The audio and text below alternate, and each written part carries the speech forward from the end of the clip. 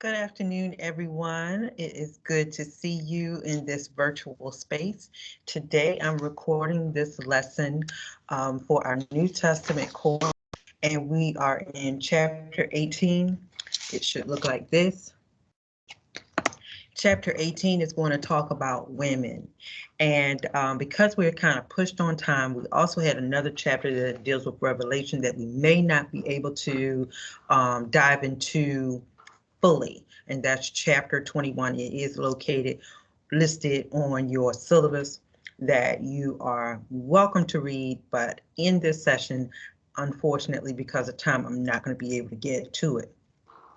So today, let's get to chapter 18, and we're going to talk about Paul, the Pauline epistles, and the focus on women. Also, just a reminder, making sure that you are wrapping up for this course. Make sure that you take a look at the week of July 26th, and you're working on your research paper. In your syllabus, I believe you guys have one more quiz that is located for quiz 3, and I will post that for you momentarily. All right, let's get back to our lesson. Once again, we're in week 9. This is the week of July 26th.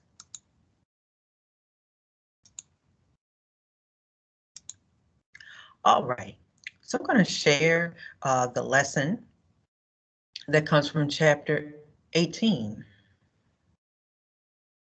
Let me make sure I have that word spelled right. And we're going to talk about Paul's female colleagues and also some oppression of women in the early church. Let me go back a little bit. I found this picture really beautiful, and these are the depiction. The artist had some of the women that worked with Paul. So let's talk about some of those women. As we have been reading, Paul is really cool to me because Paul takes time to mention several men and women in his writings. He gives them accolades. He talks about how hard they've been working alongside of him as he's going around to different geographical areas and founding churches. So that's what Paul did. Remember, Paul wrote over about 2/3 of the New Testament, and he's tasked with starting churches and spreading Christianity in Asia, even up into Spain. And so in his writings or in his letters, which are called epistles, he mentions women. So this is really cool because at that time in the early church, or really just during that time period, you still have a very male-dominated society. Most people, when you think of church leaders, everybody thinks that the early church leaders were all male, and that's not true. Even Paul mentions some women who were deacons. He mentions Phoebe. He mentions another church leader, Prisca, or you may also hear her name, Priscilla, and she's a church leader with her husband, Aquila. You may hear of Mary, Tryphosa, Persis, Julia, Euodia, and Syntyche. These are some women that Paul mentions by name in his letter. So it's really interesting that as Paul mentions these women, he's talking about the work that they were just kind of hanging around, but he mentions that they're doing work and they're working alongside him. So I want you to put that in the back of your hat as we continue to research about Paul and women. Now, if we take a step back to the synoptic gospels, now remember in Paul's writings, Paul doesn't focus on like a biography of Jesus like the synoptic gospels did. Okay, but if we go back to Matthew, Mark, Luke, as well as John, Jesus is associated with many different women. And so he does talk to them, he does hang out with them, he goes to their house. And so, of course, the 12 disciples were all male, they were men. But as he moved throughout his earthly ministry, Jesus moved throughout his earthly ministry, he was accompanied by many women who helped along. We don't know exactly what they were doing, but we do know that some of them provided financial support. They supported the churches, or should I say not churches, but they supported him and his ministry as he moved around from town to town. So for example, we do see a lot of situations where Jesus is ministering to women. In John 4, Jesus ministers to the woman at the well. Also in the book of John, Jesus visits like two of his, he calls them really good friends. He was good friends with a man named Lazarus and his two sisters, Mary and Martha. So we see that Jesus interacted with women, and wasn't like anything sexual, but it was a working relationships, and that Jesus esteemed them very highly. Women in the early church. So now this is where it's really interesting. So let's compare some things. In the four gospels that we have, Matthew, Mark, Luke, and John, women, all of these four gospels say that women were with Jesus, they moved with him, and when I say moved with them, they traveled with him. They were present even with him at the crucifixion. They were standing at the cross. They were witnesses to this great occurrence. Women followers were also the first to believe that Jesus arose from the dead. They were the first ones to receive the message and the evidence that Jesus was alive after the crucifixion. Jesus Christ appeared to women first. And this played a really huge impact on the church, where the women, Mary Magdalene and others, went back and told the men that Jesus was alive. And they were like, "Nah, I'm not sure if you're telling the truth." Even though Paul gives a lot of accolades to women in his writing, and he talks about their leadership and their leadership skills and their support of the church, there are still some differences that we see with Paul that makes people, a lot of scholars over the years, scratch their head about Paul. And hence, this is where even in the church, Black church, whatever, is where you get a lot of inconsistencies in the role of what a woman should have in church. For example, Paul says in 1 Corinthians chapter 11 that there's a difference between men and women. And he says, so if you're going to pray, the woman needs to have some type of head covering. And he didn't say the same thing for men. And so sometimes when Paul is talking, it seems that even his view on women and other things can be inconsistent. And so one thing, let me put a little disclaimer, is with Paul's Gospels, with Paul's writings, remember, many times that these are Paul's opinions. These are how Paul, the Apostle Paul, is seeing theology. So I want you to just understand that. Sometimes when we're reading, not that it is wrong, but remember in Paul's writings, these are many of his opinions.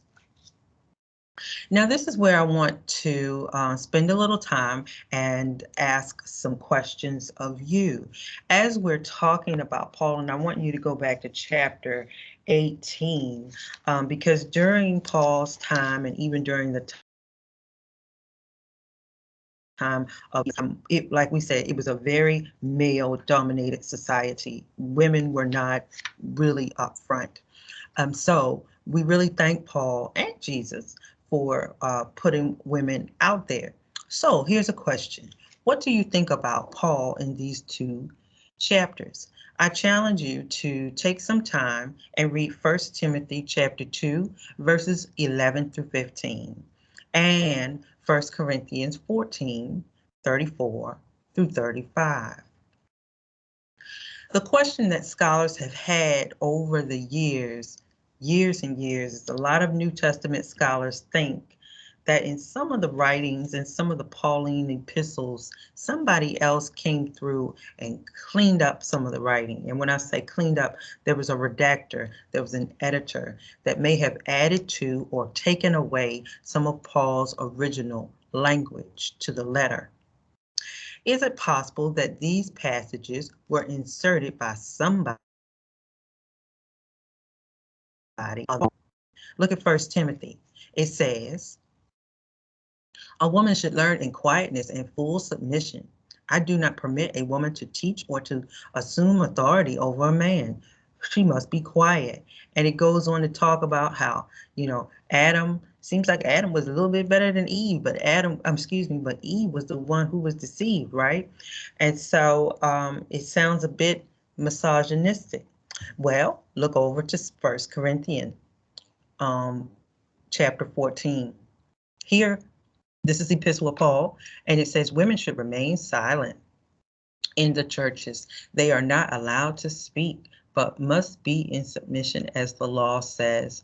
If they want to inquire about something, they should ask their own husbands at home, for it is a disgrace for a woman to speak. Okay, so we have, isn't it interesting? So we have these two passages that are said to come from Paul. But then in previous passages and previous parts of his letters to the churches, he is commending these women and talking about the wonderful work that they have done and, encouraging them to continue. However, a lot of the scholars think that perhaps this is not Paul's actual saying. Even your author, Bert Ehrman, seems to think that this could have been a redactor that put in his words there.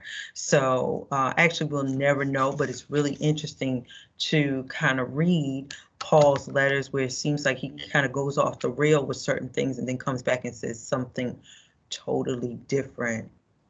Also remember in epistles, let me come back to you, in epistles, so in a letter, you have somebody is writing to a group of people, and then remember there's context behind the letter. So was there some type of fight? Was there some type of argument that happened to make him write that or to make him say that? Was he angry about something? We may never know. But as you continue to read in chapter 18, I want you to understand that women played a very big role in Paul's churches. They played a very big role in the early Christian church. Women may have also enjoyed a lot of prominent roles in the church, like having churches in their homes, financing churches, and this was a lot of influence for them because even at the time, because they were a woman, they were probably seeing that they could not do it. Paul wasn't necessarily advocating like a social revolution for women, but Paul's writings, we think that he was really just trying to make gender roles distinct at that particular time. All right, we're going to pause right here. Remember, I came from chapter 18 in Bert Ehrman's book, your New Testament book, and this is where we're talking about Paul's colleagues, his female colleagues, and even let me take this a step further too as I end. And even the title of the chapter says, "To pastors intimidated women," and even still today, now 2021, and even in the past, the role of women has still been conflicted. It still is today. And even among denominations, it can be very different. Okay. Everybody right there, I hope that you're doing well. Make sure that you're working on your last few assignments and continue to do great work. Bye-bye.